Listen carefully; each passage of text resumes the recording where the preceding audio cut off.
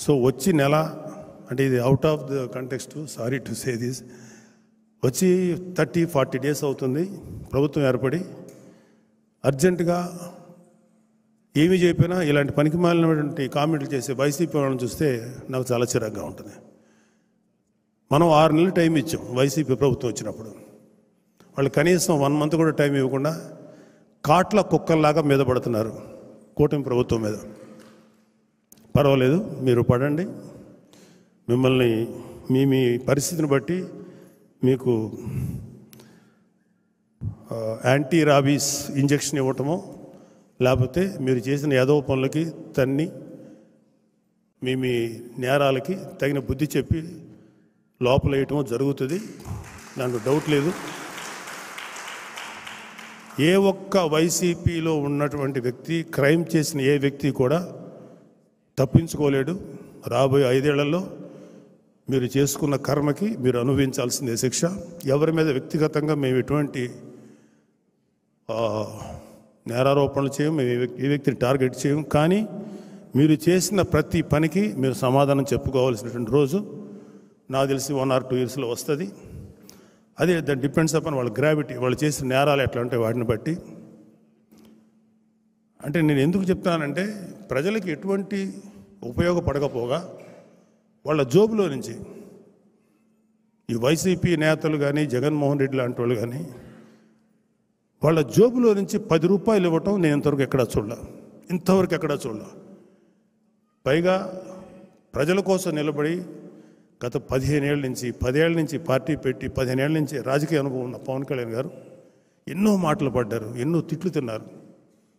సరే, ఇవన్నీ part of the life. నేను ప్రజల కోసం సేవ చేద్దామని ముందుకు వచ్చినప్పుడు ఇవన్నీ తీసుకుంటాను. ఎందుకంటే నా టార్గెట్ వీళ్ళ తిట్లు లేకపోతే వీళ్ళ శాపనార్థాలు కాదు, ప్రజలకి నేను ఎంత గొప్పగా సర్వీస్ చేయాలి అన్న ఆలోచన వల్ల ఆయన ముందుకు నడిపించగలిగింది ఆలోచన. అందుకే ఆయన ఇవాళ మంచి స్థితిలో ఉన్నారు.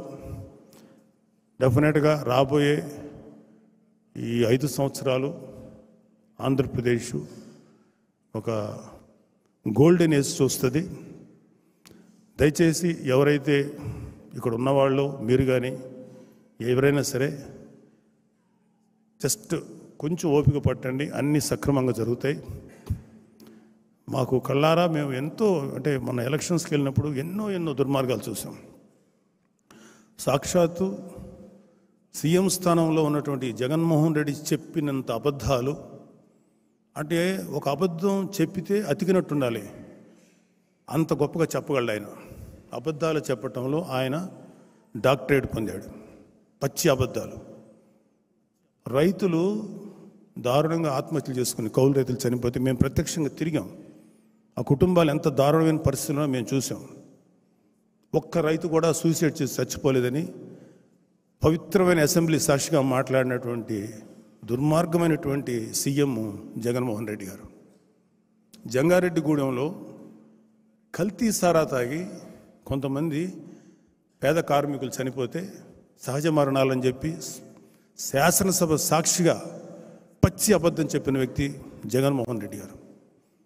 ఇప్పుడు ఎక్కడో లోకల్ తగాదాలు, వినుకొండలో ఎక్కడో చిన్న తగాదాలు ఉంటే దాన్ని తీసుకొని దేశం నాశనం అయిపోతుంది, రాష్ట్రం నాశనం అయిపోతుంది, రాష్ట్రపతి పాలన పెట్టాలి అని అవాకులు చవాకులు పేలుతున్న జగన్మోహన్ రెడ్డి గారికి దయచేసి తప్పులేదండి, మీరు తప్పులు చేశారు, ధైర్యంగా ఉండండి, ఇక నుంచి అయినా మంచి దారిలో నడవండి.